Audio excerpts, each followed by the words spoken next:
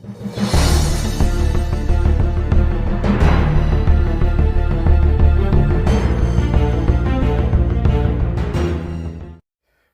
afternoon. Happy Savage Saturday, keepers of the cash. Gary B, the casual comic guy here. And today, guys, this is episode 184 of Savage Saturday.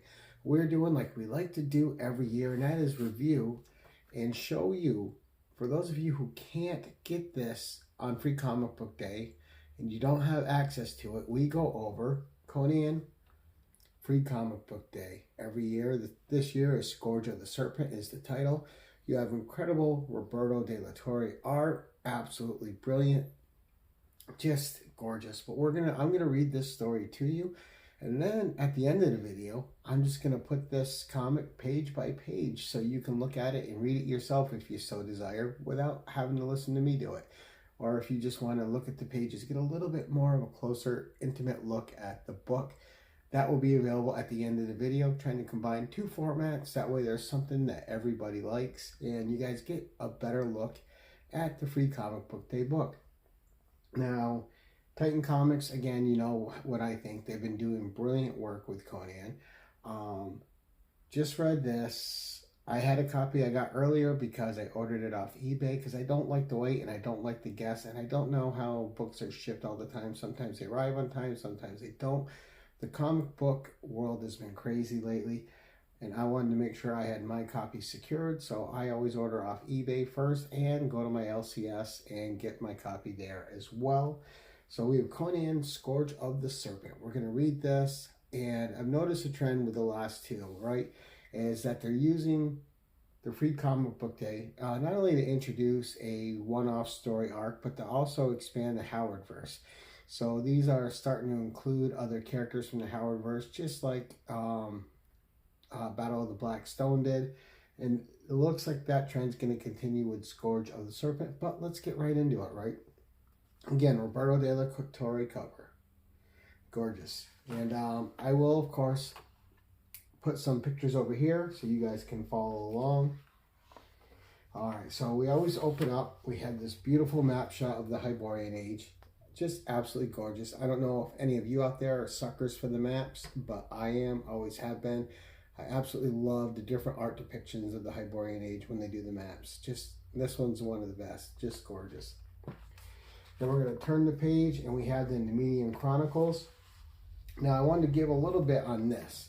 So you see the Nemedian Chronicles here, and you guys all know it, but we'll read it in a second. But if you notice that Conan right there, that art, that is from one of my favorite Conan covers, and that was from 2019. And we have from Conan #1, that is actually Mahmud Asrar Conan the Barbarian. There is the color of it. So just so you know where this comes from, right? I was surprised to see it, which means hopefully that he is in good standing with Titan and going to be doing some Conan work for them. Here is the black and white. So just gorgeous books, gorgeous art. Absolutely love Mahmud Asrar. Just a great creator and artist. So let's get into it. The Nemedian Chronicles. Know, O Prince, that between the years when the oceans drank Atlantis and the gleaming cities, in the years of the rise of the sons of Ares, there was an age undreamed of, when shining kingdoms lay spread across the world like blue mantles beneath the stars. Nemedia, Ophir, Berthunia, Hyperborea, Zamora with its dark-haired women and towers of spider-haunted mystery, Zingara with its chivalry, Koth that bordered on the pastoral lands of Shem, Stygia with its shadow-guarded tombs, Hyrcania whose riders wore steel and silk and gold. But the proudest kingdom of the world was Aquilonia, reigning supreme in the dreaming west. Hither came Conan, the Cimmerian, black-haired, sullen-eyed, sword in hand, a thief, a reaver, a slayer, with gigantic melancholies and gigantic mirth, to tread the jeweled thrones of the earth under his sandaled feet. Now, we all know that well as Conan fans. Let's get to the tale. So we'll show the first page here, and then I'll put it over here for you to see. Again, just beautiful, beautiful art in the Conan books. Love the world building they do with the art and the storytelling. So this And we'll get to the credits in a second on the next page. It says the Hyborian Age. Legends can be forged in unlikely places. This legend begins on the night-swept streets of Numalia, second largest city in Numidia. A young wanderlust-laden warrior from barbaric lands finds himself amongst those of civilized stock. With the grace and power of a panther on the prowl, 17-year-old Conan of Samaria is the city's newest sneak thief. All right, and then we get our title page once we turned. There we go. A Simple Steal. And we get our artistic and writing team, colors, everything. So we have Jim Zub doing the writing, of course, who's been doing a spectacular job with the Howard verse. Ivan Gill as the artist and new Conan artist over here at Titan Comics.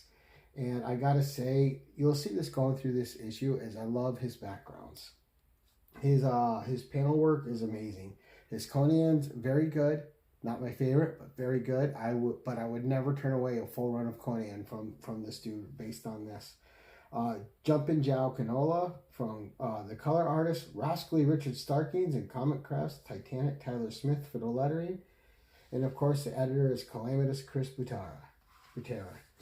All right, on our next page, it says, quickly, confidently, he makes mockery of their feeble attempts at security. Compared to the strains of a bloody battlefield, breaking into the manor house of noble Astrius Petunius is child's play. All right, and we'll show you this. And again, like I said, stay tuned for the end of the video where I'll just show you the pages without any commentary or interruption, and you can just read the tale for yourself. Put it on your big screen TV and just have a blast. Next, the Sumerian is sizable in stature, but silent as all hunters from his lands learn to be before they're full grown. Conan's keen hunting gaze grazes over furniture and finery, looking for all manner of treasures to steal and sell and trade for wine and women. Nothing large and unwieldy, ugly or fragile. And you see Conan seeing a painting that he spits on because it's just disgusting to him. At first, no bounty is forthcoming, till a large lockbox catches his attention, its filigree a glinting gold, eager for his attention. Well crafted with an impressive lock built into the lid. Says Conan. Says, whatever's inside is worth protecting, and therefore worth taking. Too heavy to lift, too secure to smash. Surely the master of the manor carries the key, but his current whereabouts are, and all of a sudden you hear singing off to the side, drinks on my lips and I am alive. And then we'll show you those two pages before we continue on with our story. All right. Get to the next page. And it continues from the text where it says, surely the master of this manor carries the key, but his current whereabouts are closer than expected. Mother of Mitra, says the guy that Conan is stealing from as he enters the room. And back to descriptive text, it says, distracted by greed. Now the young Sumerian will have to leave his thoughts as a thief behind. And the owner of the place starts screaming, guards, guards. And Conan says, damn it all. And two guards come in. Some kind of wild man. He's a big lad, but we'll cut him down. And to get back to the descriptive text where it was thoughts of a thief behind and show them the barbarian. And as Conan kicks the first one in the face and downs him, he takes his knife out, puts it next to the guy's face and chugs it down. And he goes, if this was a true battleground, Conan would not hesitate to send their souls screaming to their makers. But these tired old guards are not a threat. They're a nuisance. And Conan knocks the guard out with a punch. Says a momentary distraction from his objective. And he goes back to dialogue, Conan speaking. It says, how much does that prat pay you to risk your life against the likes of me? A half-crown a month? Less? And the guard says, stay back now. The dog, he'll tear your sack off. And the person they're guarding says, oh, yes, he will. He's a very dangerous breed. And Conan says, so am I, with his sword hefted. But we already saw Conan feeding the dog as he was sneaking in. So the dog doesn't really want to attack Conan. So there we go. And again, the coloring is amazing. The colors on this book, on the Conan Barbarian book, and the free comic book days, they've just been top notch. I can't say enough about the color. It really puts you in the world. Gil here is just doing a spectacular job with the backgrounds, really detailing the world. Ivan Gil, really detailing the Hyborian Age, and I'm loving it. So as we turn the page and Conan's holding up his knife, he throws it on the next panel. It says, with the confident ease of a veteran twice his age, Conan unleashes his attack. Conan throws it hilt side towards his opponent, knocks him in the face with it, and downs the guy. And Conan grabs the person who he's trying to steal from by the throat and says, I didn't kill him, because working for a pompous pig like you is death enough. Do you know why I'm here? And the guy that Conan has clasped by the throat says, money?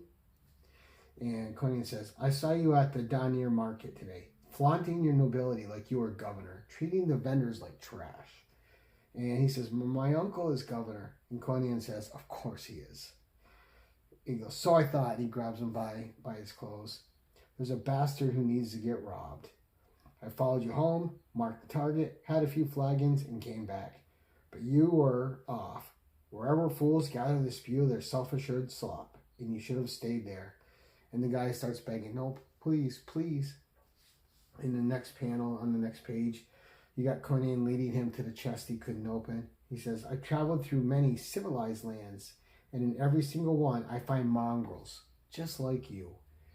Discourteous dogs who think their tepid title grants them passage to own others and crush their spirits. So I'll snatch your little baubles and spend them in the market. Seems fair. Open it, Conan says as he throws him down. And the guy lands on the chest, and now he's bent over. He says, look here, my good man. I am certain we can make some kind of agreement. And Conan just puts his hands on his hips and says, now. And so the guy opens it, and Conan looks inside. So here we go. The way that whole scene played out, just really fun, really good, extremely well done. All right. And as we get to the next page, Conan looks inside the chest and sees that it is empty. And he looks at the guy. The guy looks back at him. He goes, all right, where's your treasure hidden? And the guy says, there is none. I was gambling. I was at the gambling house trying to reclaim past losses or renegotiate my debt, but it went poorly. Conan says, poorly? And the guy just starts begging again. Very poorly, for now I am poor. Uncle won't cover any more obligations. I can't even afford to pay the guardsman or the gardener. And you see the guardsman that Conan knocked with the dagger with the hilt on the ground, wiping his eye, going, what? And he gets up and leaves. What in the hell's name am I doing here? Come on, boy, let's go, he says to his dog. And they leave. Panels back to Conan, who says, apparently the most appropriate punishment is letting your pitiful life carry on, worm. And the guy says, oh gods, I know.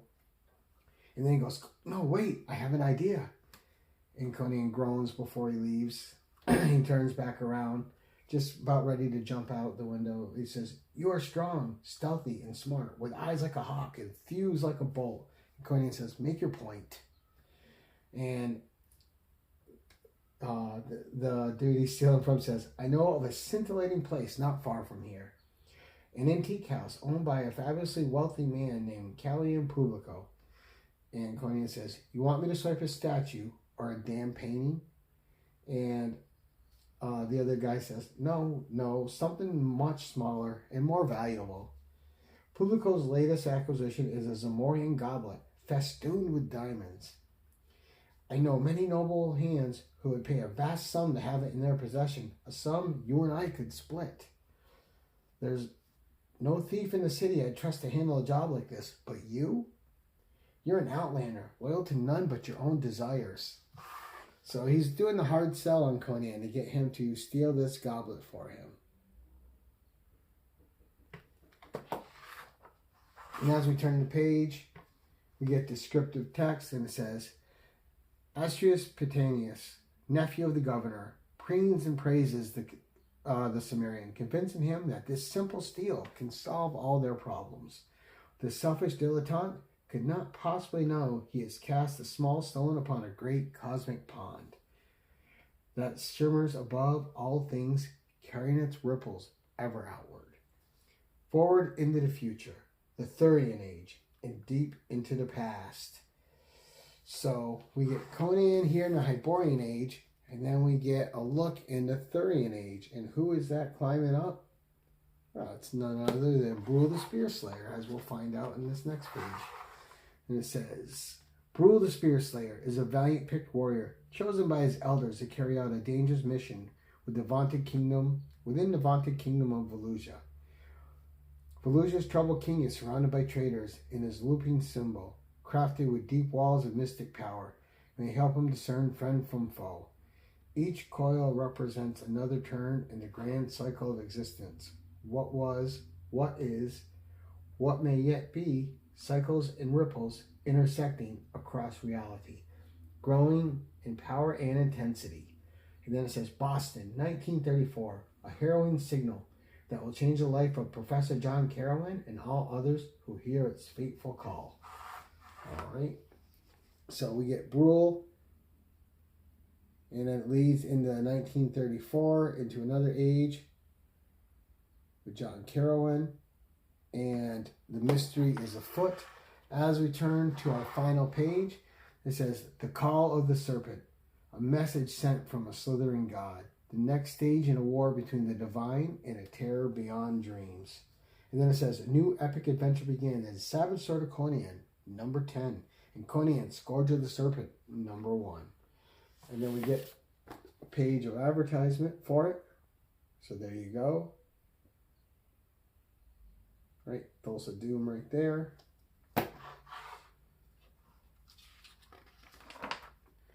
And then, of course, we get the Swords, Sorcery, and Serpent. So very nice. Great little article. I have it, when you go to the end of this video and you see the pages being displayed through, you'll be able to pause it and read the whole thing. It'll be great, and hopefully you'll enjoy it as much as I did. I'm sorry, and I said Thulsa Doom. I had James Earl Jones on my mind. Tathe Mon. This guy right here. This guy, Tathe Mon. But next page, we get an art gallery of the panels, the simple steel. This is the look behind the scenes of them doing the work. Then we get an advertisement for Conan the Barbarian, issue 25. Alex Horley interior art throughout the whole thing, a one-shot special, so it's going to be double-size issue, I believe. And then we get this beautiful art at the end, and just gorgeous. So then, thank you, Free Comic Book Day. That's our tale. Let me know what you think. Thought this was a great setup. Really enjoyed it. Thought the dialogue was great. Thought the art really depicted the Hyborian Age well. I just love his background work, and this is a new artist to me. And I thought for a new artist, seeing the amount of detail that's in the background, especially when paired with the coloring, amazing. So give this teaser an A+, and I'm going to say thank you so much for watching. Keep it casual, and stay tuned, because as soon as this ends, you're going to see the book by itself without me talking, and you can read it for yourself at your own pace. But that's it for today, guys. Until next time, keep it casual.